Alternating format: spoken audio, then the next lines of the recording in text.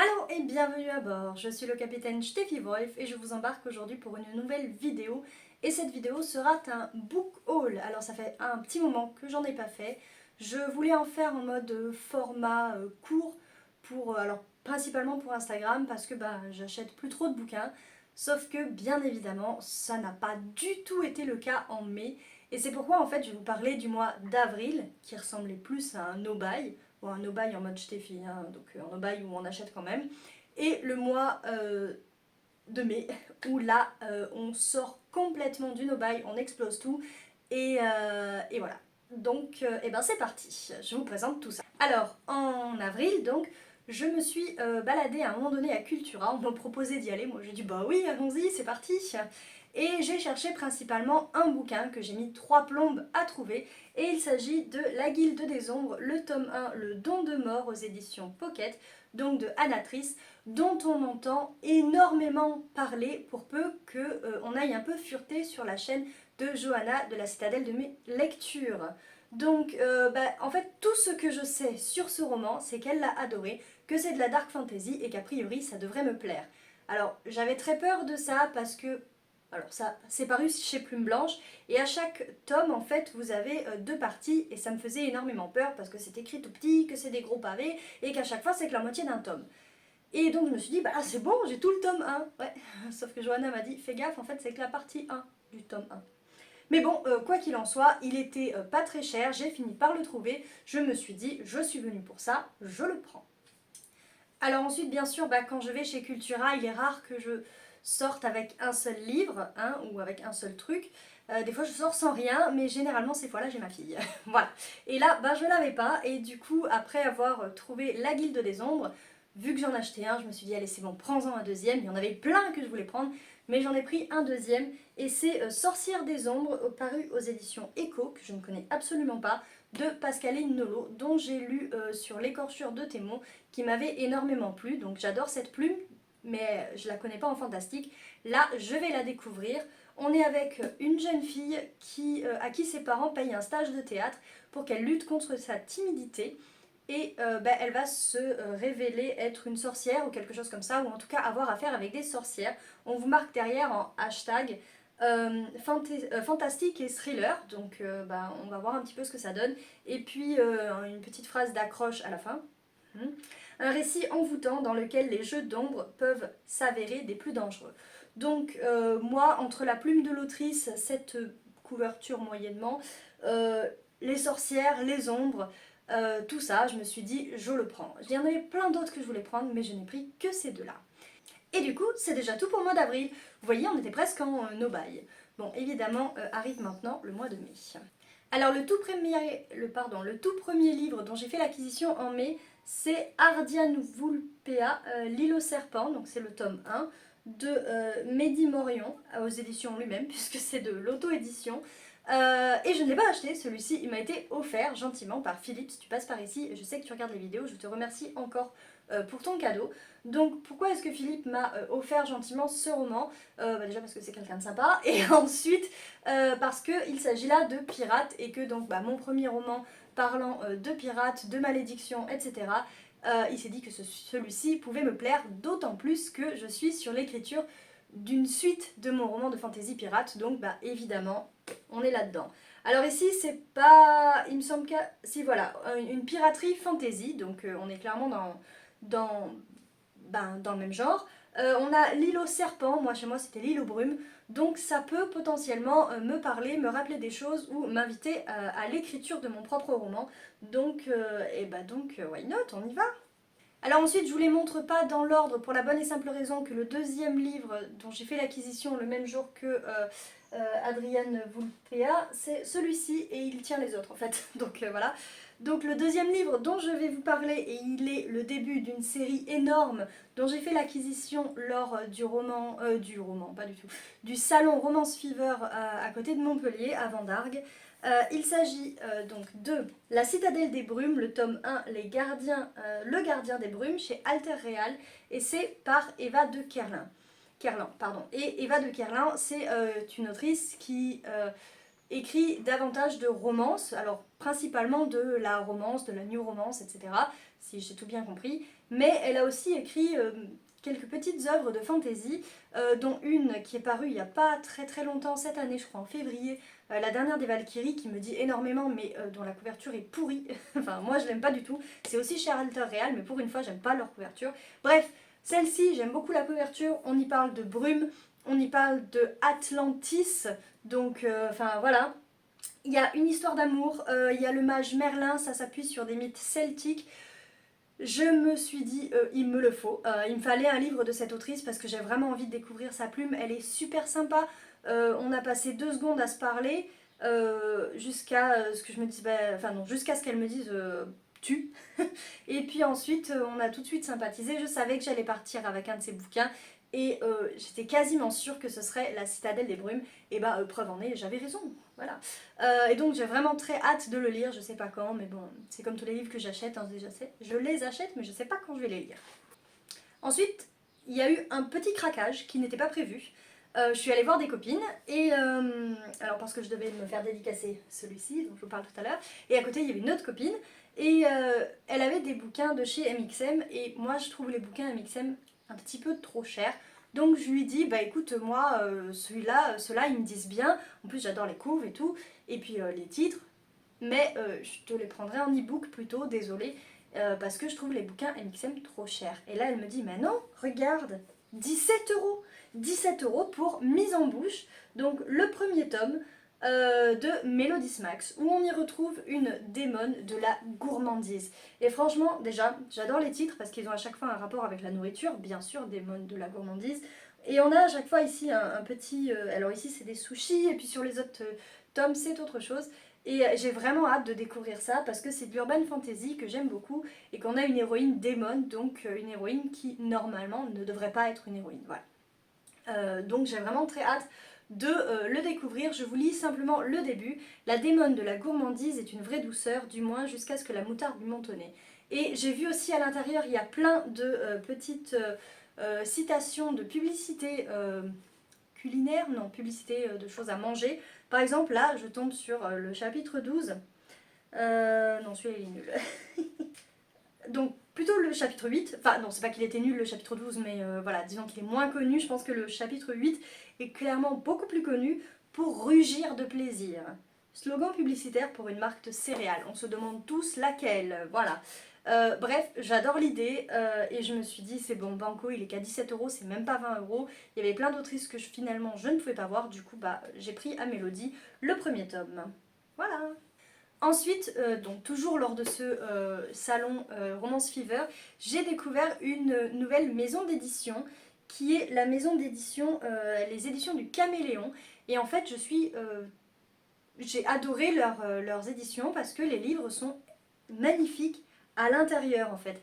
Autant j'aime les romans plumes blanches parce qu'ils ont, déjà les histoires sont incroyables, mais aussi il y a un travail éditorial qui est superbe.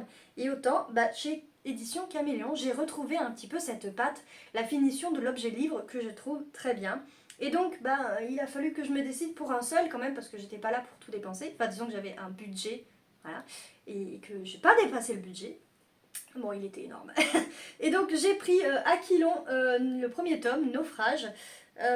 C'est un roman, une romance plus ou moins avec du steampunk. Donc on a les mondes d'Aquilon qui sont au-dessus, ce sont des îles. Et alors pardon, c'est de Nani Bay.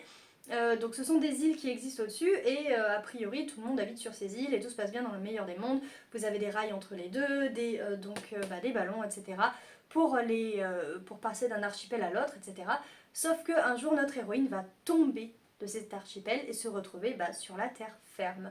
Et donc son but à elle, bien sûr, ça va être de remonter et j'ai hâte de voir comment elle va réussir à le faire parce que je vous espérais qu'elle va réussir. Et ceci est en 2 tomes, alors j'ai pris que le tome 1, mais s'il me plaît, clairement, le 2e tome sera lu et j'aurai même fini une saga. Voilà. Ensuite, alors je parcourais les rayons, j'allais dire, non, les stands des auteurs et autrices, principalement autrices, d'ailleurs sans doute que autrices, qui présentaient leurs romans. Et je suis tombée sur une autrice qui présentait des romans de chez des éditions addictives. Alors moi ce dont j'ai toujours peur avec les éditions addictives, c'est du nombre de scènes spicy que l'on peut y trouver et aussi de l'épaisseur des bouquins parce que ce sont généralement de grosses pavasses. Mais on les dit addictifs, d'où le nom de la maison d'édition. Du coup je me suis dit j'ai envie d'en tenter un, pourquoi pas, et il y en a un qui me faisait drôlement envie. C'était Le voisin parfait est un enfoiré. Et c'est en fait le premier tome d'une espèce de saga de tomes compagnons où tout est fait sur le même titre. Alors on voit clairement que c'est pas mon genre de lecture, c'est vraiment de la romance. Là on est dans de la romance pure et dure entre guillemets. Il y aura des scènes spicy mais a priori pas trop, ça devrait le faire. Et en fait quand j'ai vu le titre, quand j'ai vu ça, alors pardon excusez-moi, l'autrice c'est donc Camilla Simon, il m'a pas fallu beaucoup plus en fait. C'est... Ah oui, attendez, je vais lire un petit peu. Donc en fait, on a le voisin parfait, hein, qui est un mec tatoué, et qui est intimidant, dont tout le monde plus ou moins a peur, sauf sa voisine, waouh, je ne pas, qui est une fille complètement maladroite et compagnie, mais qui va visiblement lui tenir tête. Et donc, évidemment, on est dans une romance, ils vont sans doute tomber amoureux. Voilà, mais j'ai hâte de savoir comment, et franchement, le titre m'a trop attirée, et l'autrice était super sympa. Alors ensuite, on a eu un craquage complètement imprévu. Je vous dis, j'ai pas dépassé le budget, mais celui-là, franchement, il était imprévu. Et pourquoi j'ai craqué? Parce que l'autrice bradait ses romans. Elle était là en mode, s'il vous plaît, me faites pas repartir avec des romans, je veux partir à vide. Et donc, au lieu de vendre son roman, c'est un Hugo roman, hein, au lieu de le vendre 17 €, elle le vendait 10 balles. Et donc j'ai pris Sans faute de Maloria Cassie. Et donc là, en fait, on a une histoire d'amour, sans doute, entre d'un côté Charlène, qui aime lire et qui aime finalement se perdre dans la lecture, et de l'autre côté Alec, qui lui est un joueur de hand. Et donc tous les deux vont se rencontrer. Vous avez d'un côté en gros l'intello et de l'autre le sportif. Alors clairement c'est un cliché, c'est un trope qu'on a vu et revu, que ce soit en livre ou en film. Mais je vous dis, l'autrice elle était tellement sympa, et puis quand elle m'a présenté son bouquin, ça m'a fait envie. Je me suis dit allez, je vais l'aider, je le prends, voilà. Alors ensuite, une autrice dont je voulais absolument acheter un bouquin, c'est Léa Perrin, parce que j'avais lu Les Terres de Feu, le tome 1. À un moment donné, il faisait une promo, il était gratuit en fait, parce que c'était l'arrivée du tome 2. Et c'était chez Cherry Publishing, il me semble. Et donc j'avais adoré la plume de l'autrice pour cette histoire d'amour qui était pas du tout trop spicy, où on voyait pas forcément les choses venir, et où les personnages se découvraient les uns après les autres. Et je me suis dit, je veux partir avec un bouquin d'elle. Donc j'avais demandé justement à Johanna de la Citadelle de mes lectures, dont on a parlé au début, lequel elle me conseillait. Bon, finalement, j'ai pas du tout suivi son conseil. J'ai pris Fuck Me, I'm Famous, voilà, aux éditions elles-mêmes, puisque c'est de l'auto-édition, de qualité. Oui, ça fait toc toc, et en plus, il est même pas à 20 €, il est à 18,99 €. Donc c'est juste génial, la couverture est magnifique. La couverture du livre normal, classique j'ai envie de dire, elle était moins jolie et bien sûr il coûtait moins cher, mais bon, j'avais prévu 20 balles par bouquin, donc voilà, ça va. Du coup j'ai pris celle-ci qui est trop jolie, et donc on a ici une histoire d'amour entre un instituteur. Oui, un instituteur et une rockstar du coup, et j'ai hâte de voir ce que ça donne parce que je suis prof. Je suis pas instit, mais voilà, je suis prof. Et ma foi, le rock, j'aime beaucoup. Enfin, en tout cas, moi, ça fait très rockstar, mais ça se trouve, c'est pas du tout du rock. Mais bref, voilà, on est à la fois dans le monde du professorat et de la musique, et j'ai hâte de lire ça. Et puis surtout, je connais la plume de Léa Perrin et je pense savoir que je peux lui faire confiance. Le dernier livre dont j'ai fait l'acquisition, alors j'en ai fait l'acquisition lors d'un salon où moi j'étais, donc début mai, à Grenoble, le Hero Festival, mais l'autrice n'était pas là. En revanche, je savais qu'elle serait au Romance Fever, et vu que je venais moi que le deuxième jour, j'avais peur qu'elle n'ait plus d'exemplaires. Et cette autrice, c'est Lucille Chaponnet, et je lui ai pris l'intégrale de Griffes d'encre. Vous voyez, c'est un énorme pavé. Il est écrit derrière, tout simplement, ce qui est mort ne revient pas à la vie. C'est un roman d'urban fantasy avec une héroïne badass. C'est Lucille Chaponnet qui l'a écrit. C'est de l'auto-édition de super méga qualité. Il ne m'en faut pas plus pour l'acheter. Voilà, en plus, il est à 40 €, sachant qu'il y a 3 tomes. Ça fait, ça fait pas 20 € le livre, hein, ça fait beaucoup moins. Oui, je suis nulle en maths, donc je ne vous le dirai pas, je ne ferai pas le calcul tout de suite. Donc voilà, ça c'était ma dernière acquisition, ou plutôt une de mes premières acquisitions du mois de mai. Vous voyez, On a clairement quelques petites choses. Et j'en ai gardé une dernière parce qu'au mois de mai, j'ai fait l'acquisition de mon propre roman. Ouais, je pouvais pas ne pas en parler. Hein. Donc Steffi Wolf, c'est moi. Anna, c'est mon propre roman qui est paru le 1er juin et qui donc chez moi est arrivé en mai. Et donc ici, on retrouve Anna. Donc c'est une héroïne. On est dans un roman de fantastique, steampunk, et ça se passe dans les Carpates en 1870. Vous avez cette jeune femme, donc Anna, jeune épousée, qui sort une nuit et qui se fait mordre par un loup blanc aux yeux rouges. Et donc s'ensuit tout un tas d'aventures. Il n'y a pas de spoil si je vous dis que ça parle loup-garou, hein, évidemment. Mais la question est comment est-ce qu'elle va le vivre, comment est-ce qu'elle va l'appréhender, etc. Et le tout avec une romance FF. Et oui, parce qu'elle est peut-être mariée, mais c'est une femme qu'elle aime. Voilà, c'est tout pour cette vidéo, j'espère énormément qu'elle vous a plu. Si c'est le cas, n'hésitez pas à lui mettre un petit pouce vers le haut, à me laisser un petit commentaire également, ça me fera super plaisir. Si un de ces livres, vous l'avez également, si vous êtes allé à l'un des deux salons dont j'ai parlé, alors pas du tout parler de deux salons, enfin si, le Hero Festival de Grenoble et le Romance Fever, n'hésitez pas à me donner vos impressions en commentaire. Si, comme je vous disais, donc je crois que je me répète, l'un de ces romans vous plaît, que vous l'avez, etc., dites-le moi, que l'on partage. Si vous l'avez lu déjà un de ces romans, alors celui-là ça m'étonnerait, hein, mais si vous avez lu déjà un de ces romans, n'hésitez pas également à me dire ce que vous en avez pensé, que je sache si je le mets plutôt en haut ou plutôt en bas de ma pile à lire ou de ma pioche à lire, que je ferai prochainement, celle de l'été, parce qu'en fait si j'ai craqué mon slip en romance, c'est parce que l'été j'aime beaucoup lire de la romance. Alors d'habitude j'en lis une ou deux, voire trois, et là j'ai envie de me faire un été romance. Voilà pourquoi j'en ai acheté autant. N'hésitez pas également à aller visiter mon site internet steffivolf.fr, vous retrouverez toutes les infos concernant mes chroniques livresques et l'écriture, que ce soit celle qui a été faite ou celle qui est en cours. Et quant à moi, je vous dis à bientôt pour une prochaine vidéo. Tchussy!